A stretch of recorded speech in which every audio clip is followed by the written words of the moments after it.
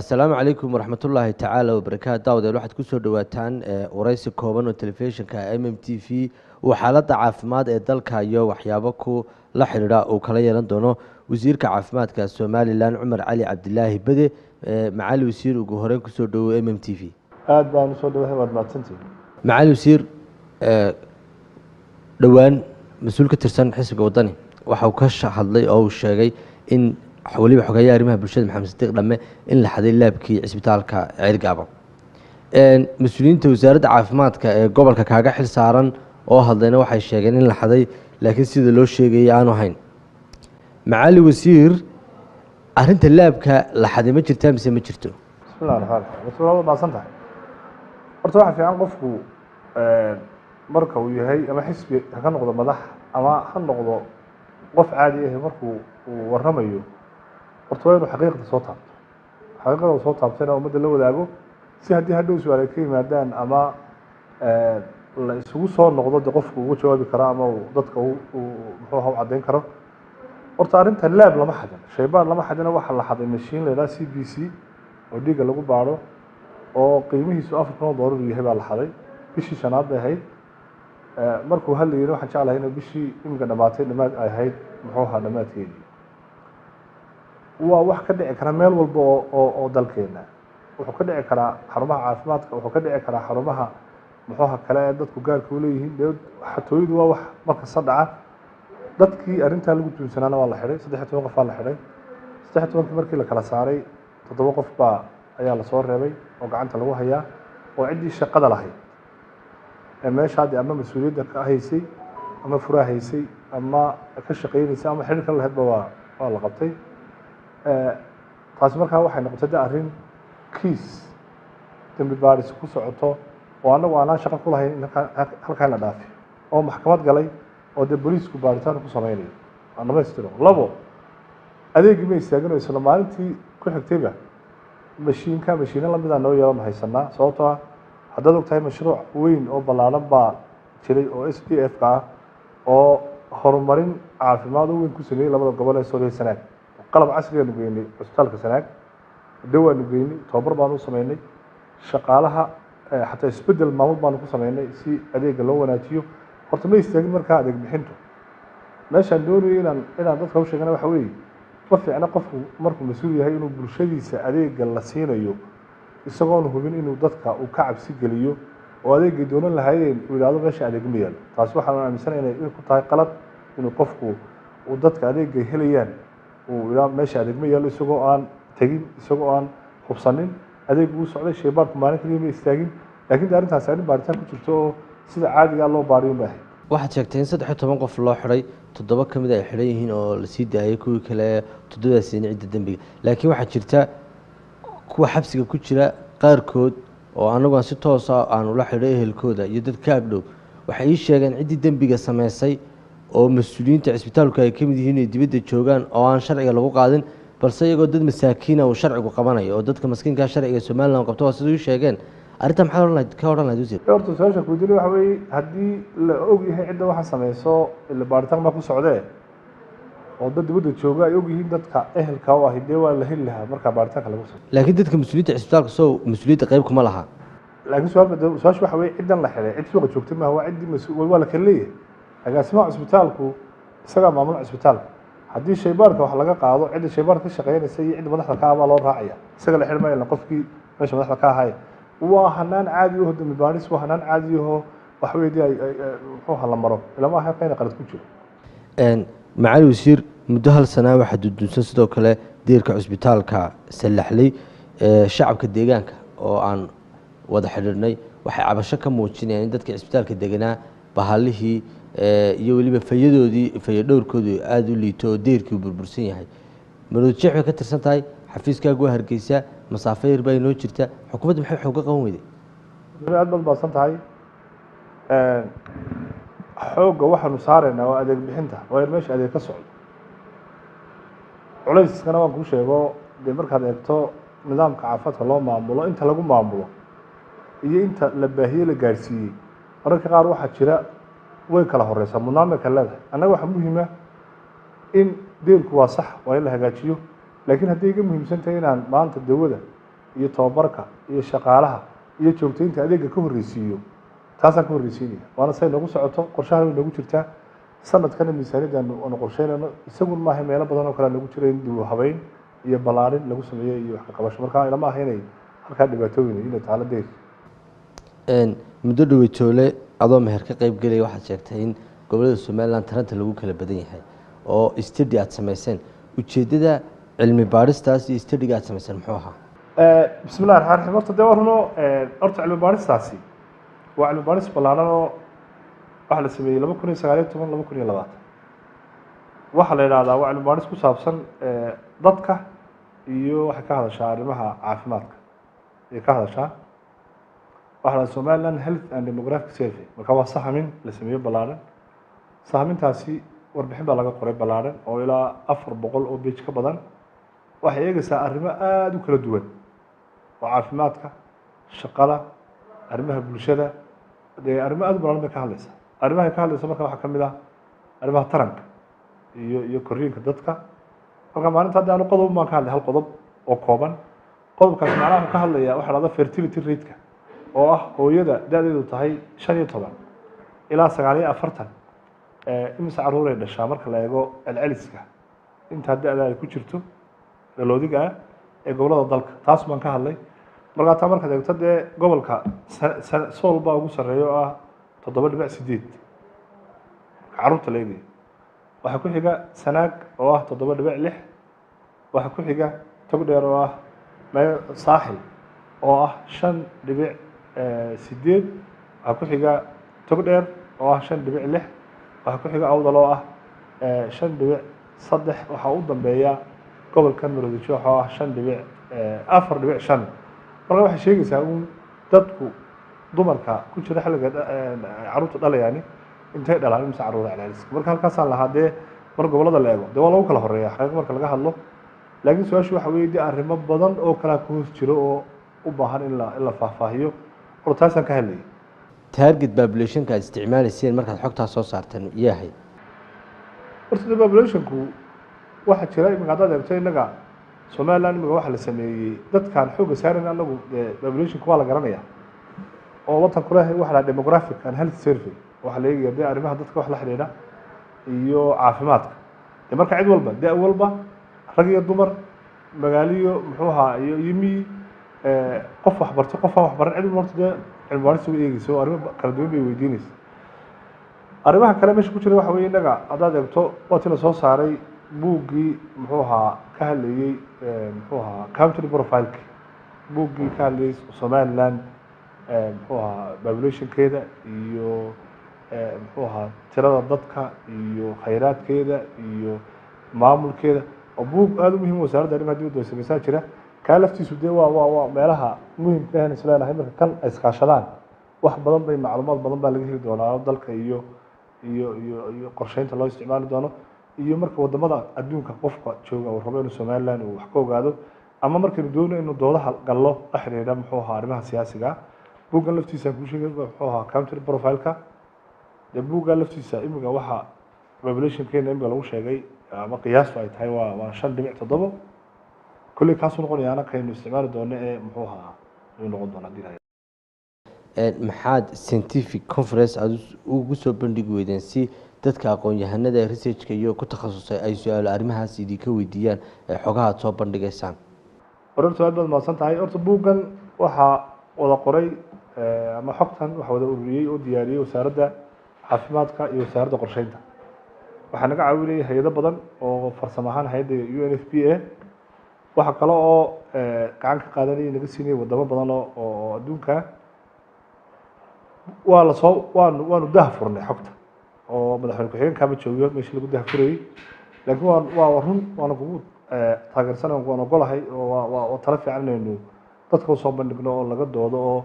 muxuu ahaa la falanqeeyo laakiin dee xogtaasi waa xog aan u isticmaalno iminka qorsheynta wasaaradda caafimaadka ee mashaariicda kala duwan waa arrin aan u isticmaalno daraska isbedelka muxuu ahaa habka dhaqanka dadka waa xog aan u isticmaalno inaanu ku salayno qorsheyshaanu sameyno heer wasaaradeed annagun ma aha mar hadduu ka hadlayo arrimaha bulshadana dee waxaa isticmaali kara wasaarado kala duwan waxaa isticmaali kara muxuu ahaa institutiono kala duwan oo qarankan waa isticmaali karaan laakiin waan ogolahay waa sax in dadka loo soo bandhigo oo dee idiga laftiinu tvga MMTV iyo tvda kale qarankuba ay arrintaa qayb ka noqdaan diyaar baan nahay. macalin si nooga waran xaaladda guud ee caafimaadka dalka iyo weliba cudurkii coronavirus ee faafayey. horta dalku marka si guud loo qiimeeyo xaaladiisa caafimaadku way fiican tahay. marka laga reebo xanuunka COVID-19 iminka ma jiraan xanuuno kale oo si baahsan u fidaya. marka xaaladdu si guud way fiican tahay. haddii aan usoo noqono arrinta COVID-19ku dee iminka sanadkii labaad buu ku jiraa oo waa aafo adduunka o dhan ba ku faaftay oo xanuun dhibaato badan oo dhaqaale iyo nafeed iyo xadiday ama koobay isku socodkii dadka. laakiin waxaad moodaa haddana adduunyada mar saddexaad inuu korokac uu jiro oo wadamo badan oo ama ha noqdaan qaaradda Africa ama ha noqdaan qaaradaha kale inuu aad u faafayo. dalkeena marka loo yimaado run ahaantii sanadkan bilowgiisii bishii saddexaad iyo afraad buu culays ugu badan uu jiray, ama ha noqoto tirada xaaladaha ama ha noqoto tirada dadka u dhimanayay oo dad badan u dhinteen. markii la soo gaaray bishii shanaad iyo lixaad haddana hoos u dhac buu aad u sameeyey. bishii toddobaad baan haddana dareennay in xaalado 1 iyo 2 iyo 3 maalmaha qaar la arkayo. bishan aynu ku jirno oo maanta 8 daraad khamiistii ayay kaysasku ugu badnaayeen ilaa 6 xaaladood baan aragnay oo xanuunkaasa oo dad laga helay. markaa macnaheedu waxa weeye in dareen uu jiro inuu xanuunkaasi mar labaad soo noqon karo. markaa in la feejignaado oo arrintaa loo maskaxda lagu hayo. fayrasku isbedbedel cusub buu sameeyey xagga jiiniskiisa. maxaynu Somaliland ahaan arrintaa kala soconaa? iminka adduunyada nooc cusub baa jira oo delta leedaa oo India ka yimiday, kaasaa wadamo badan oo adduunyada ku faafay.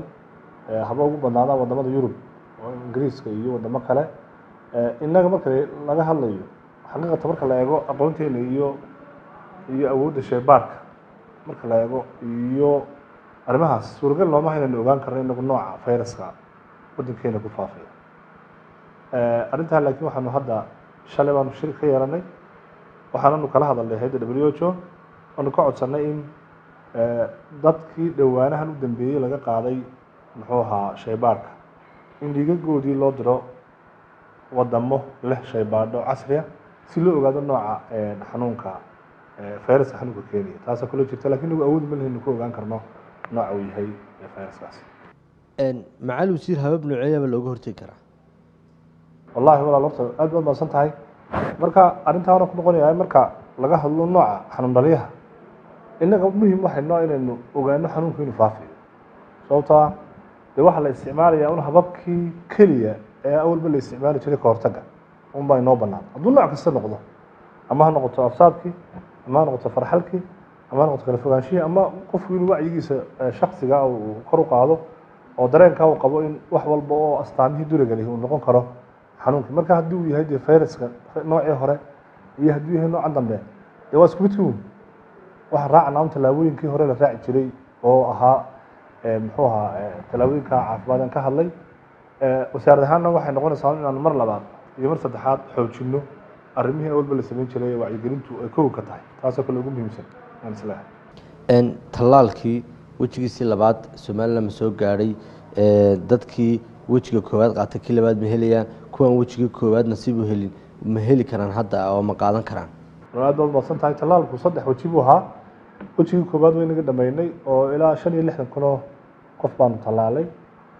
wejigii labaadna waxaanu tallaalay 30,000 oo qof oo isugu jiray dad u qaatay muxuu ahaa dhowskii labaad iyo dad u qaatay dhowskii koowaad. iminka galabta waxaa imanaya 30,000 oo kale oo dhows oo cusub oo iyaguna isla noocii AstraZeneca oo Faransiiska lagu sameeyey oo muxuu ahaa iyagana doonayna in dadkii wax u dhinaayeen halka dhows ay qaataan, kuwa kale u baahan in la siiyana dhowska koobaadna inay isticmaalaan. halkaa waxaan rabaa inaan caddeeyo tallaalku faa'iido weyn buu leeyahay oo ah qofka tallaalka qaata hadduu xanuunku ku dhacaba waxaa laga yaabaa inaanu cusbitaal u baahan, sidoo kale inaanu u baahanin in muxuu ahaa inaanu xaalad halis gelin ayay u badan tahay. waxaanu aaminsannahay hoos u dhicii iyo isbeddelkii ku yimid xanuunka laftiisa qayb inay ka tahay innagoo tallaalay dad badan oo dadkii waaweynaa ah ayaynu tallaalay oo dadkii da-doodu ahayd 60 iyo wixii ka weynaa imiga lafteeda qorshahan wadno waxa weeye in dadka waaweyn mar labaad aynu xoogga saarno, dadka shaqaalaha caafimaadka ah, dadka goobaha muhiimkaa jooga inaynu horreysino, macallimiintu ay ka mid yihiin. markaa taa lafteeda waxaan aaminsanay inay keeni doonto inaynu bulshadeeni qayb ka mid ah inaynu la gaadhno muxuu ahaa tallaalkii. tirada la tallaalaya aad bay u koobanta marka laga bulshadeena oo 5 milyana, markaa tiraa waxa la tallaalay 95 hore iyo 30 dambe 125 kun oo qof ma badna, laakiin haddana waxaan aaminsanahay inaynu dad badan oo muhiim ahoo aynu tallaalku gaari doono haddii la yidhahdo. wasaaradda caafimaadka shaqooyinka ilaa ayaad gacanta ku haysaan maxaad nooga sheegi kartaa? wasaaraddu dee hawlihii o dhan baan haynaa, awal baynu wadi jirnay 400 xarun caafimaad baa dalka ka shaqeeya oo meel walba ku yaalan oo heer kasta leh, rug caafimaad, meelihii hooyadii dhallaanka lagu xanaaneynayey, cusbitaaladii degmooyinka ku yaalay, cusbitaaladii gobollada, intaasoo dhan ba way shaqeynayaan. hawlihii kala duwanaa iyo adeegyadii kala duwanaa ee la siinayay bulshada kala duwan baanu gacanta ku haynaayo, hawshaasina si fiican ba u socotaa. wuu jiraa culays dhaqaale, wuu jiraa culays farsamo, wuu jiraa culays qalab oo dee keenaysa in dad badan waddankeena dibaddiisa ay u raadsadaan caafimaad. laakiin waxaan aaminsannahay caafimaadkii asaasigii in badan oo ka mid ah inaynu imiga qaran ahaan aynu ku guulaysanay. kow, inaynu faafinno. labo, oo dee faafintii macnaheedii la gaarsiiyo meelihii looga baahnaa inteeda badan. iyo talabaad oo ah in la joogteeyo oo qofku adeegu nooc kasta ha noqdee inuu adeeg meel lagu soo hagaagayo joogtaa uu noqdo. iyo ta saddexaad oo ah in tayadii la dhex wado oo la tayeeyo, tababaradii shaqaalaha, qalabkii muxuu ahaa iyo muxuu ahaa nidaamkii daweynta iyo nidaamkii dabagalka isla xisaabtanka, muxuu ahaa kormeerka, intaas marka isku wada daro in tayadiina aan raacino oo ay noqoto xarumaheenaasi xarumo laga bixiyo adeegyo joogto ah oo tayo leh, oo mararka qaar haddii xataa ay dhacdo in wax lacag la bixiyo ay noqoto lacag macquul ah oo qofku uu kari karo inuu iska bixiyo. macaali wasiir, wasaaraddu dhismayaal iyo cisbitaalada muddooyinka ugu dambeysay xarumo caafimaad ay gacanta ku haysay, wareysigeenu gabagabo ku dhow si kooban nooga waran dhismayaasha iyo xarumaha caafimaad aad gacanta ku haysaan. bismillah, walaal waa runtahay dee waa arrintii waxay la xidhiidha aan ka hadlayay faafinta caafimaadka. muddooyinkan dambe waxaanu ilaa xarumo 12 xarun caafimaad oo hooyadii dhallaanka waanu dhisnay oo dalka o dhan ku baahsan. qalabkiina waa la geeyey, dhawaanna waxaan filaynaa inaan si rasmiya u furno. waxaa kaloonu sameynay si meelaha qaar culayska looga qaado cusbitaalka Hargeysa. waxaanu ka dhisnay 2 cusbitaal oo kooban oo midna waqooyi ku yaala midna bariga magaalada. waanu aaminsanahay in adeegga uu fidin doono oo qofka raba inuu adeeg helo aanay qasabayn inuu yimaado cusbitaalka Hargeysa. waxaa kaloonu sameynay 3 cusbitaal saddexaad baanu ka sameynay oog oo isleenahay isna waa cusbitaal muhiim ah oo isna culays ka qaadi doona cusbitaalka Laascaanood, iyo sidoo kalena adeeg caafimaad dadka u dhaxeeya inta u dhaxaysa laga heli doonaan Caynaba iyo Laascaanood inta u dhaxaysa dadka u baahan inay helaan adeeg caafimaad. halkan Hargeysa gudaheega waxaanu sameynay cusbitaalka Maxamed Aadan Sheekh ee dhallaanka iyo hooyada dhallaanka oo ah cusbitaal laga soo bilaabo sanadkii 2015 ilaa maanta ay gebigiisba gacanta ku hayso wasaaradda caafimaadku. miisaaniyaddu ku jira qalabka iyo dawada iyo shaqaalaha 100% wasaaradda caafimaadka maamusha. wuxuu bixiyaa adeeg caafimaad oo ah caruurta u dhaxaysa marka dhashaan ilaa 14 sano ayuu bixiyaa. sanadkan imika aynu ku jirno bishii 6 bilood hore ilaa 8,000 oo caruuraha lagu baaray oo loo sameeyay adeegyo kala duwan ka helay. markaa waxaa dhacday in cusbitaalka uu koomo u yaraado oo loo baahday in la ballaariyo. marka hadda waxaanu dhisaynaa dhisme ballaaran oo xaggana u ah 51 mitir, waqooyi koonfurna oo ah 8 mitir, oo dabaqa oo aan ugu talagalay inay noqdaan waarad iyo meesha carruurta ku ciyaaraysay, dhakhaatiirtu meesha fadhiisanayeen, shaybaadhadii iyo adeeg casri ah oo noqdo oo hadhow bixin kara adeeg caafimaad oo lagaga maarmi karo in meelo badan oo muxuu ahaa dunida carruurteena loo geeyo. kaas waa mid. labo, halkan waxaanu sameynay wasaaradda caafimaadka gudaheega waxaanu ka dhisnay xarun la yidhahdo xarunta gurmadka degdega ee arrimaha caafimaadka. marka haddii uu dhaco xanuun dilaaco, halkii noqon lahayd in dib laisku abaabulo xarun diyaar u ah, xogta ay taallo, agabkii uu yaallo, muxuu ahaa markaaba la dhaqaaqi karo oo la howlgeli karo. marka waxaa dhahdaa public health operation center, waxaa dhahdaa public health emergency operation center. waa xarunta howlgallada gurmadka degdega caafimaadka weeyi. taana waanu dhisnay. qalabkii iyo tababarkiina waxa gacanta ku hayso hay'adda WHO taana dhawaan baan insha allahu tacaala furi doona. waxaan aaminsanahay marka xaruntaa la furana inay noqon doonto meel macluumaadka caafimaadka lagu hayo, sidoo kalena wasaaradaha kale ee iyaguna ka shaqeeya gurmadka aanu ka samayn doono xidhiidh. saddex, hadda waxa bilaabmaya wiigan gudihiisa la dhex dhigaya shaybaarkii qaranka oo shaybaar aad iyo aad u ballaaran oo 3 shaqo inoo qaban doona. kow, in lagu baari doono xanuunada aynu awal dibadda u diri jirnay, awoodna u yeelan doona inuu ogaado xanuun walba waxa dhalinaya, fayraska dhalinaya hidde-sidiisu hadduu isbedelo halkan lagu baari karo. labo, inuu noqdo xarun shaybaarada kale qaranka u noqota meel muxuu ahaa u noqota halbeeg oo ay ku daydaan oo ay ka helaan muxuu ahaa tababar oo ay ka helaan muxuu ahaa talo. iyo saddex, xarun cilmi baadhis oo baaritaanada caafimaadka dalka lagu sameeyo iyo xanuunada isbedelaya iyo waxyaabaha keenaya. xaruntan dhawaan baanu sameynaa marka la isku daro xaruntan gurmadka iyo xaruntan kuu sheegayay muxuu ahaa shaybaarka qaranka iyo halkii aanu